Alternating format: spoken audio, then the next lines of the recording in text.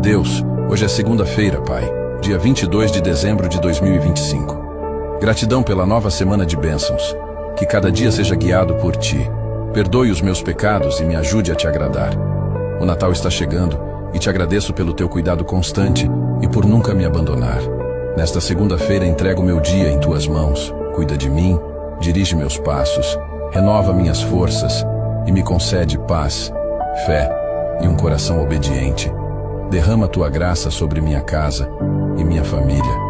Abençoa meu trabalho, meus estudos e tudo o que eu fizer. Guarda-me de todo o mal e enche meu coração de esperança e gratidão. Prepara meu coração para celebrar o nascimento de Jesus com fé e alegria. Que esta semana seja marcada pela Tua presença e pelo Teu amor constante, em nome de Jesus. Amém.